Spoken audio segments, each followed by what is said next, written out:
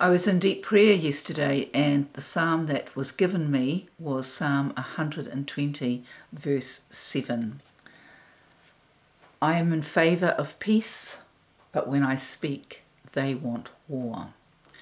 So given what has been happening today, I would say it's very much fulfillment of many dreams I've had, some that I've pondered on for the longest time, but I've got the most amazing revelation now of how it all works. You know, it's been so hard for me to understand why I've been shown so much, you know, and given so little power. Now I understand that somehow we have to come together collectively, and that my role is primarily to teach you to honour your dreams. And of course that I have to learn to interpret them myself. So I've been having some amazing conversations with Grok, and he opens up a whole different areas. And I have today I have been enlightened again. I've spent hours with Grok. I don't want you to do it, but you can if you want to. But with what's happening in New Zealand, and today's news of John Key, I don't know if you've heard it, refusing Trump's invitation for the Board of Peace for the Gaza initiation. Okay, so that has clearly placed him in the globalist. Look at that guilty, ugly, hideous face. Just look at it. Please burn it into your minds. Because as New Zealanders, so this now, I mean, while I've been so primarily occupied with Trump in the USA, it's reminding me of a dream that I had of General Flynn, who I saw in New Zealand in my dream, and I just started thanking him. You know, I don't know if any of you are still here that remembered my early dreams when I got off this open-sided plane in the USA and started thanking the USA, saying, thank God for the USA, you've saved the world, thank God for the USA. Okay, so this one with General Flynn, who I have quite a few about, he was in New Zealand, and again, so I was so happy to see him, and I thanked him and you know for saving us and everything like that. But he just looked at me really sadly, and that dream is always, you know, really sadly, as if, you know, I just knew what it meant. It's like, yeah, you know, and I thought, does it mean that he couldn't save New Zealand? And unfortunately, that kind of looks the way it's going. So I hope to inspire you to understand, you know, why this crazy woman is going on about her dreams, you know, and little by little, as I now go through all the past ones, you know, I will make the effort to go into my old cameras and get them out, you know, because not only was I taken down 3 times, and now I cannot even, you know, I can't, there's just so much I can't do. I cannot have my own channel. I have to hide under my husband's. So I just haven't been getting any traction whatsoever. So, you know, but there's others, you know, there's so many others in New Zealand who are really, you know, bringing people to understand and to speak the truth, to cower down, you know, because of this political correctness that we've all been forced to swallow. So, you know, but not many people come from the spiritual standpoint like I do, as you can see. I mean, it's everything to me. You know, paintings take quite a while to do. I'm not a very good artist. So, and this one here, and hopefully this one here can be averted. You know, if I link my paintings to my baptismal prophecy, which was the book of Joel, it says, even now, you know, it's all about repentance. You know, as I showed you yesterday with my Hosea, you know, come let us return unto the Lord, you know, how God comes not on the clouds like we've been taught, but in the rains, and these sufferings that we're going through, these floods, these are the rains bringing us back to him. And that is how I say these outrageous things like Trump is Messiah Ben David, because he is, like me as a prophet, he is the lightning rod, and I believe that how you judge that man, he is anointed, he's anointed, no doubt about that, even if you don't agree with what I say about him being the conquering king, Messiah Ben David, he's anointed, he does what he does, he doesn't sleep, he's the richest, just so rich, and he doesn't take a dime for what he does, and he puts his family at risk, every day. So he does it for pure love. But we have creeps like this, the globalists, who now are so desperate because they're losing their power that that they're all joining together. As I've shown you through second address. In my second address, it shows that completely perfectly, that all the nations of the world join, even though they're terrified of this man, this king, they join together to fight against him, and that is what is happening. And we have been so blessed. I'll just show you one thing that will give you an amazing indication. So this is on, the Alex man, and watch this. This man is so. But this is the what we can expect now, that they are so desperate. Their answer to what Robert Kennedy Jr. is that every Democratic state is going to ignore your vaccine program, and we're going to give twice the toxic load to everyone in California, everyone in New York, everyone in Connecticut. We're going to poison our kids to prove you wrong. Then their game is over. People are going to flood out of California. There is no pro-vaccine movement. I respect you. You're really smart. I figured you'd war game this. You were explaining the way. Okay, so, and this is where we're at, and I had the prime example last night. I went to a lecture, pretty lame lecture, on Stonehenge at doesn't matter where, the museum in Wanganui, which I saved, by the way, in case you're interested. And I was talking to a woman there about the Maori situation, and about this book here, which talks about the people, a Maori tribe called the Waitaha, and who have not been recognised by the other so-called. Here she is. She's a wonderful, wonderful woman. And she had to go all the way to the highest court in England to prove with her DNA, because she's a blonde-haired, red-headed Maori, and to prove that her stories, their family stories, was real. That's what I said. You've got to know, you've got to know your legends. You've got to know the stories and respect, the things that your elders told you. And her name is Monica Matamua, of the Ngāti Hotu of New Zealand, and she came from Egypt in the Middle East. But the minute I told this woman that, that those that call themselves Maori here, I didn't say those words, I'd never be that way, are actually Chinese. They have Chinese DNA.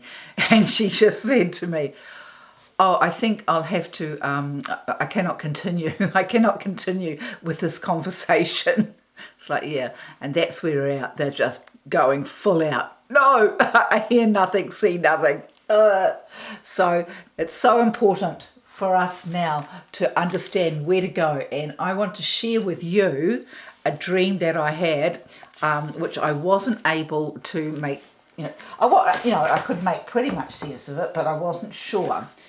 And because it happened back in June the 21st, I've written here 2017, but it's in the 2019 books. Sometimes I get things wrong, just like I did on yesterday's video talking about the people and the cafe people in Foxton when it was actually Sanson, and several other things like anyway.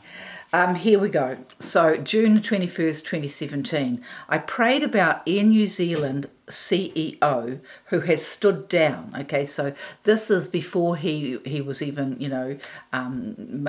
became a member. And it seemed pretty obvious to me right from the get-go, the minute it was reported, about this man, and that some of you in New Zealand, you'll know John Key's relationship with the Air New Zealand, and also the fact that when the CRICT, I shouldn't, I've got to watch my words now, be very careful, Obama came to New Zealand, Air New Zealand paid for it. So that means us, we paid for it. And, so I was watching him, even though I didn't know who he was then. And so, but the first thing I heard from him when they were asking him about, where he stood and everything, he said he was passionate about human trafficking. And I thought, no, that's an interesting ambiguous statement. What does he mean? Which way is he passionate about it? And but as is so characteristic of anyone who is in, I probably shouldn't say those words either, in the know, shall we say? They go to these lodges, if you get my drift. They hide the truth in plain sight. It's one of their saying, the truth hidden in plain sight. So they look straight at you, and tell you one thing, and they mean the other. But they pride themselves on being honest men. So if you didn't read it right, well, you're the dummy for not understanding what they truly meant. Okay, so here it is. Prayed about Air New Zealand CEO who has stood down and is aiming at Prime Minister. Had several dreams, all indicating restoration and wealth back to the farmers. A ballet girl sculpture in a seated pose with wires from her arms and legs. It was, I won't say who, so basically she is the daughter of the person who owned my house and the farm that was with it all those years ago. So she's the farmer's daughter, shall we say. As she was planning on moving it to her front lawn after she had placed a brass plinth there for it. I suggested concrete would be cheaper, but she wanted brass to match the sculpture. Okay. I was invited to climb, so this is another sequence. I was invited to climb over a huge rock which had grown up through years of neglect. I was with farming movers and shakers, and they were deliberating getting over that rock and standing on the other side. They were celebrating getting over that rock and standing on the other side. I believe this is speaking of that Labour is that rock, and of course because Labour is totally anti capitalism, so they say, and farming and everything like that. So so we had got over that rock, and then another one in a kitchen with a farming wife, can't remember, but she was doing the farming wife thing. So the whole thing was about New Zealand being restored to what we were known for, what we love, the security, good food, and all that kind of thing. Okay, so but the next day, on June 22nd, Winston Peters. Okay, so in New Zealand, you'll know that Winston Peters sort of ratted us out by going with Labour. And a lot of us hadn't forgiven him, and me one of them, because he actually did it on my birthday.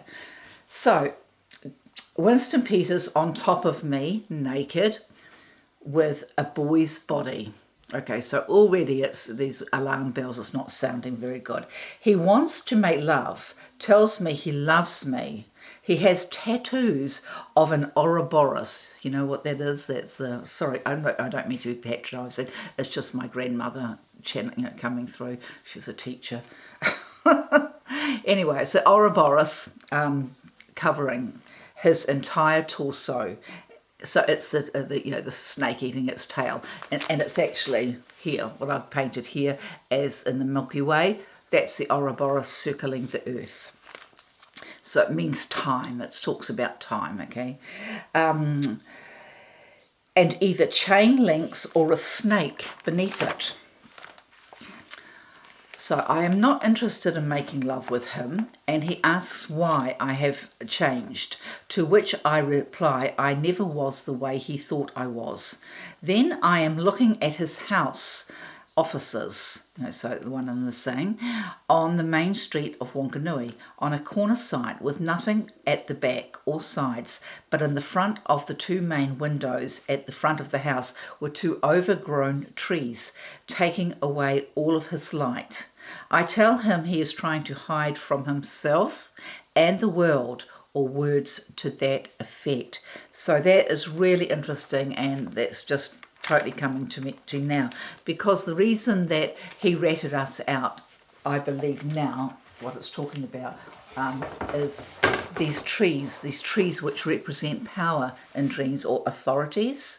So I believe that this dream is talking about, like in America, that it's, Democrats, Republicans, whatever, it's all the same thing. And that is what's happened in New Zealand, especially as it's now being revealed that I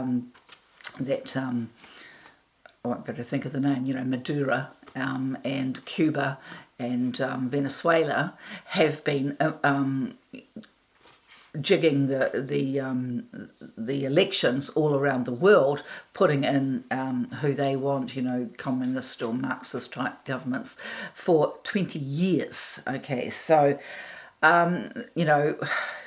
and that's where we've been at. So I think this is what this dream is telling me, that these trees represent that he was in the middle, because he once was in the National Party, and at that election in 2017, National actually won. John English won, but because we have MMP in New Zealand, he got to actually sway the vote. And the reason was because obviously National, being the old boys club, would not sway to where he wanted to go, so in the end I believe he thought he could control a petulant young girl better than he could control the old boys club. So now the other part of the dream, of course, is Degas, one of my favourite artists, and this is one of my favourite paintings which I have in the kitchen. You can probably see why. I think that's probably me. Poor old prostitute with her pimp sitting beside her. Anyway, so but here the ballet dancers are the lovely ones, but and I had a while trying to figure out this one. So here's another gorgeous one, beautiful pastels. I see his sculpture wasn't very good though. But anyway, so I sort of pondered on that, and then looked up Degas, and actually found out that he was quite a bitter man, and that these poor women, even though it looked glamorous, they were dancing, they were little more than prostitutes. So here's one of his bronze sculptures, and soon as they had they started losing their looks or fitness, they were just left to, they were just thrown out on the street. So that brought that dream, another aspect of the dream to me. And I believe that is what we have to, as New Zealanders, really consider. When we have the certain Labour people, national people, who are now wanting to obviously run for New Zealand first, and that's sort of people changing sides. We have to really, really be wise and understand, look at, one particular one, has been in the Maori Party and National, wanted to run for the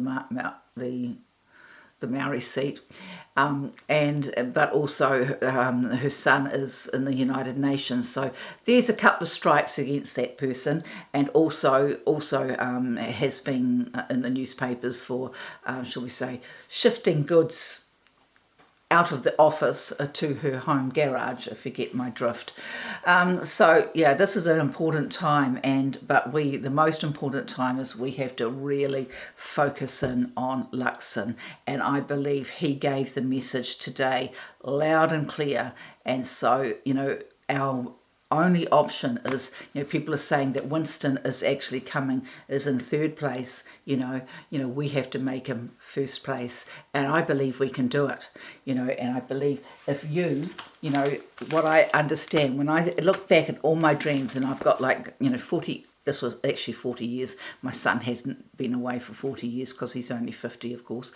But I lost him for 20 years because of that creature. Anyway, I'll show you my cafe. It's so beautiful. But anyway, so maybe I will, maybe I won't. Nothing falls out when I want it to. Always falls out when I don't want it though. No, she doesn't want to come out. She's already come out. I'm being serious. So that's where we're at, basically, and I believe that if you come into that understanding, that I have come into understand that my dreams themselves are the universe talking to me and talking to all of us, because something I learned from Grok, which was very interesting, and it relates to, so I'll just ask him, okay, remind me. I'll watch it. You can watch Grok. Okay, so just give me a minute to breathe and think, because I stumble on my words. Remind me of the young. So this is, you know, Carl Jung, Gustav Jung. The young. Oh, I've got to get the words right.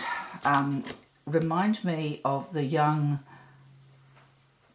belief that the H person, I won't say his name, can you read it, was the subconscious, my goodness, of Germany. I hope you can see through all those spelling mistakes. I don't usually spell that badly, but this is how it is with me when I am trying to, you know, film and think and do all these things. Okay, but it was, and so this relates to the video that I've been telling you all that I'm going to make, and it's amazing, and it's to do with remote viewers who were given a target, had no idea who the target was, and except for their own precognitions. It's just amazing, so, you know, fascinating to watch these two men totally hone in on this target, and you know, and they're describing everything they see there, and it's rallies, it's everything to do with them. And one of the guys especially, he kept saying, I know this person, I know this person. And I mean, he even drew a picture of him, and if he'd just put that slug under his nose, it was all there, you know. But because the dream was telling him that this person was now in heaven, and he was actually a good person, that his motives were good, you know, the guy, because we have been filled with propaganda, we have been filled with lies, and even JFK Senior, you know, is quoted as saying, roughly, the day will come when ADOL, you know who I'm talking about, the lies told, the day will come when, blast, anyway,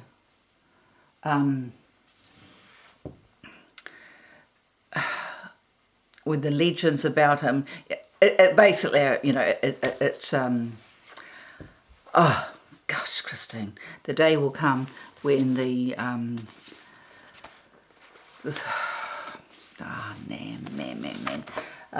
Anyway, I'll go back here, and somehow I'll get that message to you. Okay, I'll get it to you properly. Anyway, so here it is. Yes, I believe you're referring to Carl Jung's psychological analysis of H, where he viewed him not as a mere individual leader, but as an embodiment or mouthpiece of the collective unconscious psyche of the German people during the Nazi era. This idea stems from Jung's theories on archetypes and the collective unconscious, where he saw him as channeling deep archaic forces like the Germanic god Wotan, associated with frenzy, war and inspiration that had erupted in Germany, leading to a kind of mass possession or hysteria. Okay, so this is where we're at now when I'm saying that the whole thing with how Trump is this lightning rod, and it's what you think of him, which way you go, your mind, and these people, who are against him just will not see anything he's doing, whatever, no matter what it is, they will twist it to evil. And just as you said, I am for peace, but they want war. And they do want war because it is the only way that they can cover their tracks. And I don't know if any of you have been following Pauline Hanson today, who is doing an amazing turnaround. The whole country is getting behind her, and because she's got explosive information, as I do have, also on John Key, but she has said that she has information on is it Albanese, the Prime Minister, that would turn Australia into chaos, take him down and turn him to chaos. So he has threatened to evict her from Australia. So that's how hot things are getting. So please, if you love this country, really just sort of, you get into, all it took for me way back then was to go to God and say, Lord, who is this man from Air New Zealand? Could you please tell me? And that night he told me. And he also showed me why Winston did what he did, and that even though back in those days, Winston, I've had quite a few about Winston, and one of them I was taking him back home to his parents' house way up north, and of course that is where we all have to get. That's where we're going. That's what Maoris. That's the Hawaii. That's our spirit world. And we only get there when we perfect ourselves, and we're not perfecting ourselves, don't get me wrong. When we truly come into being who we really are, when we, if you look up Jung, the whole thing is, and that was why the H person, when he got there, he realised, that he was fulfilling his destiny. He was a totally real person, and that what they are trying to do, like the sculpture, the woman wanting to put the sculpture on a brass plinth, that's the old ways, that's the old hard ways, whereas I want to go, we have been bled dry monetarily. I want to do something cheaper now, something that's not so flashy, something that's not like that. It's not about permanence. We are now in the age of Aquarius, where it's about water, it's about fluidity, it's about our subconscious, it's about who we really are on a soul level, and it's getting us back up here to the Milky Way. And so that is why, so that's the river of souls. And as you can see, that's Job. So that's Job 41. It says, who can open the doors of his face? His teeth are filled with terror. He beholdeth all things that are high. So that's high, the prideful people. He is king over all the children of pride. I have heard of thee by the hearing of the ear, but now my eye seeth thee. Wherefore I abhor myself and repent in dust and ashes. Job 41:14. And that takes me back also again to what I said, it's not too late. We can stop this. We can stop this if we join together collectively. I had this vision one night many years ago when I asked my husband to anoint me with oil at midnight. I've never done it before or after. So, my poor husband. And he did, and I was still sitting in bed. and I was sitting upright, and this vision just arose. First time anything like that's ever happened. It just arose, and it was this, atomic, burnt out landscape and atomic explosion. I know it's not very good. But anyway, afterwards, the next day when I was sort of analysing it, I thought, oh, surely the explosion must have come first and then the burnt out landscape. But I actually heard, though, that isn't the way it happens, that I remembered correctly that first of all, that the explosion, that it's just the radiation, so the actual burn, what comes out, comes first, and then you see the cloud rise from it.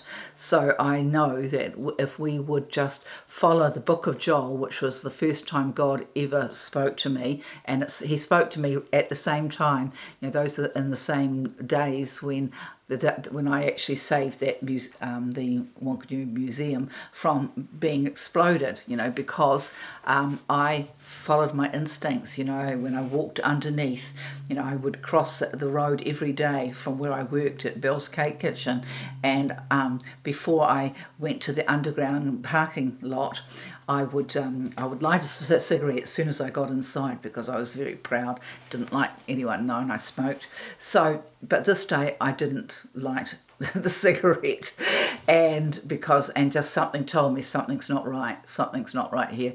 And as I stood there and I just listened, and I just waited and listened, and it was so faint I couldn't, I thought, am I smelling something? Am I just hearing a faint hissing?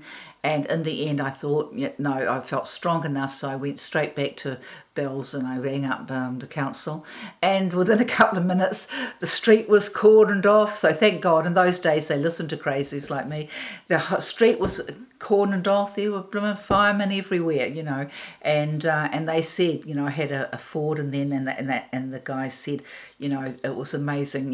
He says it was so good. So everything in that whole day, I've written a whole story about that day, and you can see that God was leading, preparing me all day, even in my dreams, for what I was going to do that afternoon. And they said if I was there, an hour later, anything could have set it off. But if I had, flicked on my electronic engine, I and the whole museum would have gone sky high. An LPG, cylinder was leaking in someone's car. So, that's where we all have to get back, where we, become, use what the good things for the computer, and they are good, but don't rely on it. Know that even though Grok gets a lot right, as I've shown in your other ones, he gets stuff wrong, because he, like us, is being programmed with other people's information. So now it's enough time for us to get our own information, and if we do, and if we repent and come to God, understanding that we are God, that God is in us, that we don't have to go to any minister, any priest, or anyone to get this information, that we have everything we need in here, and God and us become one, so we can turn this around so it doesn't happen. Okay, you understand me? I hope you do. Well, I'm going to cut off now. So lovely to talk to you again, and I hope you're having a great day. And please, he'll answer you anyway. God is just so close. He's this close, and so we're here for this wonderful planet. Please help me save it, and country. Bye-bye.